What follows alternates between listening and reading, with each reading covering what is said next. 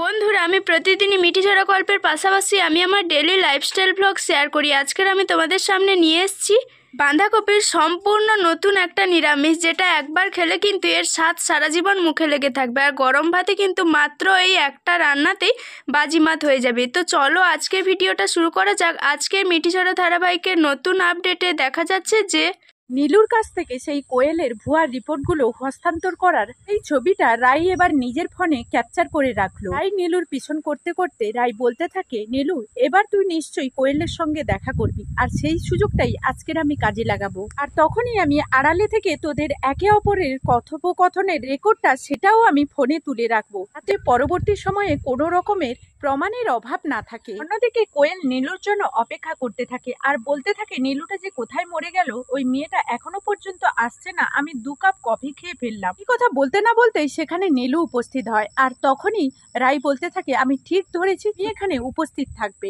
কারণ তোমার সঙ্গী তো তোমাকে আগে থেকেই জানিয়ে রেখেছে ও তোমার জন্য সেই ভুয়া ফেক রিপোর্টগুলো অনির্বাণকে বোকা বানানোর জন্য যেগুলো কাজে লাগিয়েছিল সেগুলো নিয়ে আজকের হাজির হবে। অন্যদিকে কোয়েল নীলুকে বলতে থাকে, নীলু তুমি সময় মতো এই ভুয়া রিপোর্টগুলো বানিয়ে এনেছো, না হলে তো আমি ভীষণই টেনশনে ছিলাম। আমি কোনো মতেই অনির্বাণকে বিশ্বাস করাতে পারছি না আর ওর মন জোগাতে পারছি না। ভীষণই টেনশনে আছি। যতক্ষণ পর্যন্ত এই ভুয়া রিপোর্টগুলো আমি অনির্বাণের কাছে পাঠাচ্ছি ততক্ষণ পর্যন্ত আমাদের বিয়ের ডেটটাও পর্যন্ত ফিক্সড হবে না। ওইদিকে তো পাড়া প্রতিবেশী বাড়িটা যেন মাথায় করে রেখেছে, যতক্ষণ পর্যন্ত না আমাকে অনির্বাণ কোনো স্বীকৃতি দিচ্ছে ততক্ষণ পর্যন্ত নাকি আমাকে ওই বাড়িতে আর থাকতে দেবে না। তুমি এবার ভাবতে পারছো আমি কতটা বিপদের মধ্যে পড়ে গেছি নীলু।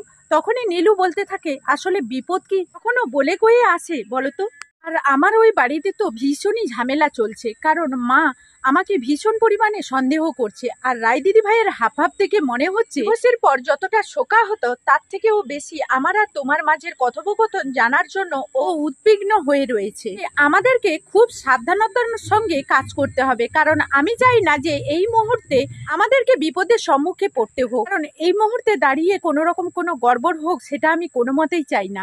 কোয়েল বলতে থাকে, আর তো 2-4 দিনের ব্যবধান, আর তার মাঝে যদি আমার আর অনির্বাণের বিয়েটা হয়ে যায় তাহলে তো তুমি একেবারেই নিশ্চিন্ত হয়ে যেতে পারো। যাই হোক না কেন আমাদের মাঝে আর কেউ ফাটল ধরাতে পারবে না, আর ওই রাইয়ের তো কোনো রকম কোনো জায়গাই হবে না। কথা বলা মাত্রই নীলু বলতে থাকে, আচ্ছা কোয়েল তুমি একটা কথা বলো তো, যখন রায় দিদি ভাই আর অনির্বাণ দাদা ভাইয়ের ডিভোর্স হয়েছিল সেই ডিভোর্স পেপারে সই করার আগে তুমি একবারও কি পেপারটা পড়ে দেখেছো যাচাই করার জন্য? কারণ এমনও তো হতে পারে ওরা দুজন আমাদের সামনে মিথ্যে অভিনয় করার জন্য ডিভোর্সটা করেছে, সত্যিকার অর্থে হয়তো ডিভোর্সটাই হয়নি। তখনই কোয়েল বলতে থাকে, দুধ ছাই তুমি কি সব বলছো বলো তো? কারণ আমি খুব ভালোভাবেই জানি যে অনির্বাণ যে পরিমাণে ক্ষিপ্ত হয়ে রায়ের কাছ থেকে মুক্তি পাওয়ার জন্য সেই পেপারটা বানিয়ে, এখানে তো ভুল ত্রুটি হওয়ার তো দূরে থাক, সেখানে অন্য কিছু থাকার কোনো প্রশ্নই ওঠে না। তখনই নীলু বলতে থাকে, আসলে তুমি এখনো পর্যন্ত রায় দিদি ভাই আর অনির্বাণ দাদা ভাইয়ের ভালোবাসাটার গুরুত্ব বুঝতে পারোনি, তাই তুমি এখন ভুলভাল বকা শুরু করে দিয়েছো। তুমি কোয়েল অনেকটাই ভুল করে ফেলেছো, তোমার অন্তত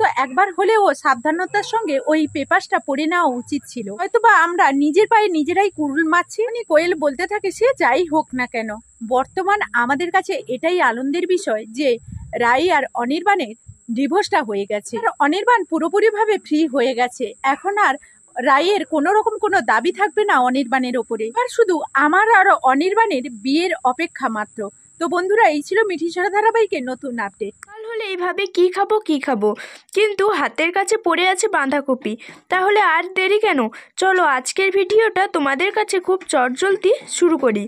রেসিপিটা শুরু করার জন্য প্রথমেই আমি এখানে নিয়েছি একটা বাঁধাকপি। আমি এখানে অর্ধেক বাঁধাকপি নিয়েছি, বাঁধাকপিটা আমার বড় ছিল বলে। তোমাদের যদি এখানে বাঁধাকপিটা ছোট হয় তাহলে তোমরা গোটা বাঁধাকপিটা নিয়ে নিতে পারো। তারপর মাথার দিকটা কেটে আমি বাদ দিয়ে দিয়েছি, পুরো মাথার দিকটা কিন্তু আমি কাটিনি, কিছুটা কেটেছি। তারপর এইভাবে গোটা গোটা করে কাটছি। সত্যি বাঁধাকপির এইভাবে গোটা রান্না নামটা শুনতে কীরকম একটা অদ্ভুত লাগছে, তাই না? কিন্তু রান্নার পর যে একবার খাবে সে কিন্তু বারবারই রিকোয়েস্ট করবে এই রান্নাটা খাওয়ার জন্য। আর এখন দেখো সবগুলো বাঁধাকপি আমি এইভাবে কেটে নিয়েছি। এখন আমি নিয়েছি সাদা সুতো। তো এই সুতো দিয়ে কিন্তু আমি বাঁধাকপির এই পিসগুলো যে ছোট ছোট টুকরো করে রেখেছি লম্বা লম্বা, সেই পিসগুলোকে কিন্তু আমি খুব ভালোভাবে বেঁধে নেব। তোমরা বাঁধা দেখে কি ভাবছো, এই রেসিপিটা নিশ্চয়ই ভীষণ কঠিন, কিন্তু না, যে কেউ একবার দেখলে কিন্তু এই রেসিপিটা তৈরি করে নিতে পারবে। তোমরা কিন্তু তোমাদের মনোমতো বাঁধাকপিটাকে বেঁধে নিতে পারবে, তবে একটু সাবধান। বাঁধাকপির এই যে অংশগুলো এগুলো যাতে খুলে না যায়, তার জন্য কিন্তু তোমাদের টাইট করে এই বাঁধাকপিটাকে বেঁধে নিতে হবে। তো এখন দেখো আমি আবারও একটা বাঁধাকপি কিন্তু এইভাবে বেঁধে নিচ্ছি। এইভাবে প্রত্যেকটা বাঁধাকপি কিন্তু আমি খুব ভালোভাবে টাইট করে বেঁধে নেব, যাতে এটার পাপড়িগুলো খুলে না যায়। এখন তারই ফাঁকে আমি কড়াইতে গরম জল বসিয়ে দিয়েছি আর দিয়ে দিচ্ছি পরিমাণ মতো লবণ আর হাফ চামচ পরিমাণ হলুদ। এই লবণ আর হলুদটা জলের মধ্যে দিয়ে খুব ভালোভাবে একটু আমি মিশিয়ে নেব। আর এদিকে এখন দেখো আমি এইভাবে সবগুলো বাঁধাকপি কিন্তু খুব ভালোভাবে সুতো দিয়ে টাইট করে বেঁধে নিয়েছি। এখন এই দিকে উনুনের দিকে আমি চলে এলাম আর এই গরম জলের মধ্যে কিন্তু আমি বাঁধাকপিগুলোকে দিয়ে দেবো। এই সময় কিন্তু গ্যাসের আঁচটাকে মিডিয়ামে করে রেখেছি। সবগুলো বাঁধাকপি কিন্তু আমি এখানে দিয়ে দেব। আমার জলটা একটু কম হয়ে গিয়েছিল, পরে আমি জল দিয়ে এখন ঢাকনা দিয়ে দিচ্ছি। বাঁধাকপিটাকে আমি একটু ভাপাতে দেব, পুরোপুরি সেদ্ধ করব না। এখন দেখো আমি 10 মিনিট পর চলে এসেছি, ঢাকনাটা খুলে নিয়েছি আর দেখো বাঁধাকপিটা কিন্তু আমি হালকা একটু ভাপিয়ে নিয়েছি, পুরোপুরি সেদ্ধ করিনি। আর বাঁধাকপিগুলো কিন্তু আমার গলেও যায়নি, সব বাঁধাকপিগুলো গোটা গোটা আছে। এখন আমি এই বাঁধাকপিগুলো জল ঝরিয়ে নেব, তার জন্য এরকম একটা ছিদ্রযুক্ত প্লেটের মধ্যে আমি বাঁধাকপিগুলোকে সব তুলে নিচ্ছি। সবগুলো বাঁধাকপি দেখো আমি এখন তুলে নিয়েছি। এদিকে এখন কিন্তু আমি একটা মশলা তৈরি করে নেব। নিয়ে নিচ্ছি 2 বড় চা চামচ চালমগজ, 10 টাকার প্যাকেটের একটা পোস্ত প্যাকেট, আর নিচ্ছি কয়েকটা কাজু বাদাম। তো তোমরা চাইলে কিন্তু এখানে চালমগজ, পোস্ত আর কাজু বাদামের পরিমাণটা একটু বাড়িয়েও নিতে পারো, তবে কমালে কিন্তু এই তরকারিটার স্বাদটা খুব ভালো আসবে না। তো এখন দেখো আমি শিলনোড়ায় এই মশলাটাকে খুব ভালোভাবে বেটে নিচ্ছি। তোমরা চাইলে কিন্তু এটাকে মিক্সিতেও পেস্ট করে নিতে পারো। এখন আমি মশলাটা খুব ভালোভাবে পুরো স্মুথভাবে আমি বেটে নিচ্ছি। এদিকে আবারও কড়াই বসিয়ে দিয়েছি আর কড়াইতে দিয়ে দিচ্ছি পরিমাণ মতো একটু সর্ষের তেল। তোমরা এখানে বেশি করে একটু তেল দেবে।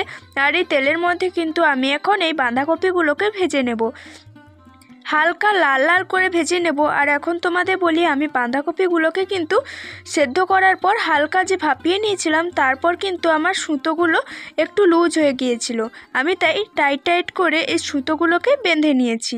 এখন দেখো আমি দুটো বাঁধাকপি কিন্তু খুব ভালোভাবে ভেজে নিয়েছি। এইভাবে কিন্তু হালকা লাল লাল করে বাঁধাকপিগুলোকে ভেজে নিতে হবে। আগের বাঁধাকপিগুলো আমি ভেজে নামিয়ে নিয়েছি, এখন কিন্তু আবারও বাকি বাঁধাকপিগুলো আমি এখানে ভেজে নেব। আমার কিন্তু সবগুলো বাঁধাকপি ভাজা হয়ে গেছে। আবারও কড়াইতে পরিমাণ মতো তেল দিয়ে 2টো শুকনো লঙ্কা দিয়ে দিলাম ঝালের জন্য, হাফ চামচ পরিমাণ হিং দিলাম, আমি নিরামিষ রান্না করছি, আর 2টো তেজপাতা। এখন দিয়ে দিচ্ছি 1 চামচ পরিমাণ আদা বাটা। আদাটাকে কিন্তু এই তেলের মধ্যে খুব ভালোভাবে ভেজে নিতে হবে যতক্ষণ আর কাঁচা গন্ধটা যাচ্ছে। এখন আদা ভাজা হয়ে গেছে, আমি দিয়ে দিচ্ছি একটা মিডিয়াম সাইজের কুচনো টমেটো। এখন কিন্তু আমি এখানে মশলা অ্যাড করব। দিয়ে দিচ্ছি পরিমাণ মতো লবণ, দিয়ে দিচ্ছি পরিমাণ মতো হলুদ, দিয়ে দিচ্ছি পরিমাণ মতো লঙ্কার গুঁড়ো, জিরে গুঁড়ো, ধনে গুঁড়ো। সব মশলাগুলো দিয়ে আমি আবারও কিন্তু খুব ভালোভাবে একটু নাড়াচাড়া করে নিচ্ছি। এখন আমি শিলনোড়াইতে যে মশলাটা বেটে রেখেছিলাম, সেই মশলাটা কিন্তু এখানে এখন দিয়ে দিচ্ছি, দিয়ে আবারও আমি খুব ভালোভাবে নাড়াচাড়া করে নিচ্ছি। এই সময় কিন্তু বন্ধুরা তোমরা আঁচটা কিন্তু একদমই লো করে রাখবে। আর এখন আমি 3 চা চামচ পরিমাণ টক দই এখানে ফেটিয়ে দিয়ে দিলাম। খুব ভালোভাবে কিন্তু প্রথমে আমি টক দইটা ফেটিয়ে নিয়েছিলাম, টক দইটা দিয়ে দিলাম। আর এই সময় আঁচটা একদম লো করে দিয়েছি। স্বাদের ব্যালেন্সটা ঠিক রাখার জন্য দিয়ে দিচ্ছি 1 চা চামচ পরিমাণ চিনিটা দিয়ে আবারও খুব ভালোভাবে নাড়াচাড়া করে নিচ্ছি। এখন আমি এই মশলাগুলোকে তেলের মধ্যে খুব ভালোভাবে কষে নেব, তার জন্য আমি মশলা বাটি ধুয়ে কিছুটা পরিমাণ জল এখানে অ্যাড করে দিলাম। এখন কিন্তু এখানে মশলাটা আমি খুব ভালোভাবে কষে নেব। এখন মশলাটা আমার কষা হয়ে গেছে আর আমি এখানে উষ্ণ গরম জল আবার অ্যাড করে দিচ্ছি। তোমরা তোমাদের গ্রেভিটা যেরকম রাখবে সেই পরিমাণে কিন্তু এখানে জলটা অ্যাড করে দেবে। তারপর এটা ফুটে ওঠা পর্যন্ত অপেক্ষা করব। এখন এটা আমার ফুটে উঠেছে গ্রেভিটা, আর আমি এই গ্রেভির মধ্যে দিয়ে দিচ্ছি বাঁধাকপিগুলো। তো বন্ধুরা, তোমরা কিন্তু এখানে সুতোগুলো কেটে বাঁধাকপিগুলো তবেই গ্রেভির মধ্যে দেবে। আমার কিন্তু সুতোগুলো কাটতে মনে ছিল না।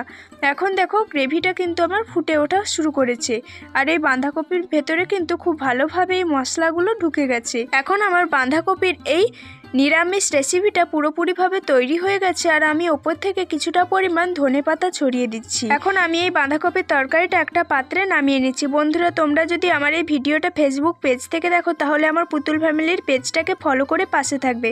এখনকার মতো বিদায় নিচ্ছি। সবাই ভালো থাকবে, সুস্থ থাকবে।